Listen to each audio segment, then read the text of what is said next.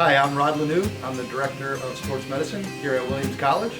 I grew up in nearby Adams, which is about 20 minutes away. Likewise, attended college locally at MCLA, where I earned my bachelor's degree in biology with a concentration in sports medicine. I eventually made my way out to Michigan and attended Western Michigan University, where I earned my master's degree, again with a concentration in sports medicine, and then made my way back to the area in 2006 to join the athletic training staff here at the college. For me, athletic training was an easy choice.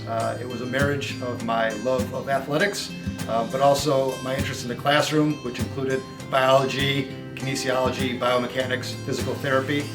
So marrying those two things together put me in a great position.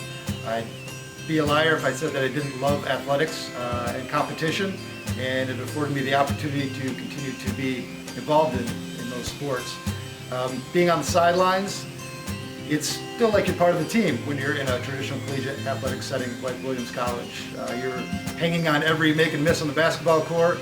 You're excited when someone hits a walk-off home run on the softball diamond, or when Bobby throws a long touchdown pass to Frankie. You still kind of get that athletic juice that you had when you were part of the team.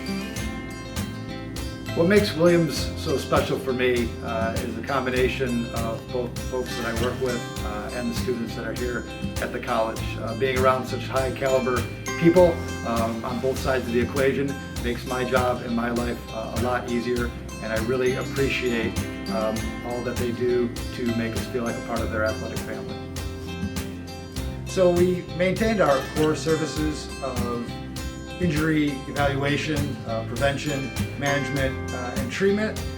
But some of the, what I might term, our feel-good treatments, dealing with the bumps and bruises, typical aches and pains, unfortunately have been put on hold for the year. Treatments like hot packs or whirlpools, cold compression systems, leg recovery systems were suspended for the year. Student athletes, when they come to the athletic training room, are also greeted with a temperature check and need to sanitize their hands. And the staff will lead them to an athletic training table that are appropriately social distanced given the size of the room.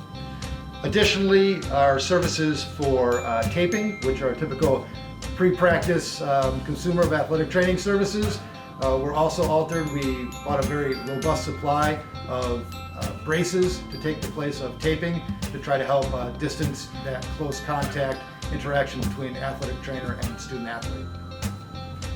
With the suspension of intercollegiate competition this fall, our duties definitely shifted a bit. We became the unofficial police department of the athletic department for masking, social distancing, and disinfectant procedures, which basically equates to we provided constant reminders for student athletes, users of the athletic venues, to make sure that they were following the protocols that were put in place to help mitigate some of the transmission of the virus, and led to filling a lot of disinfectant bottles and making sure folks had the appropriate supplies to deal with disinfecting any shared equipment that they had. Given that there wasn't a lot of athletic contact or even intermittent contact, some of the traditional acute injuries that we see were eliminated from sport.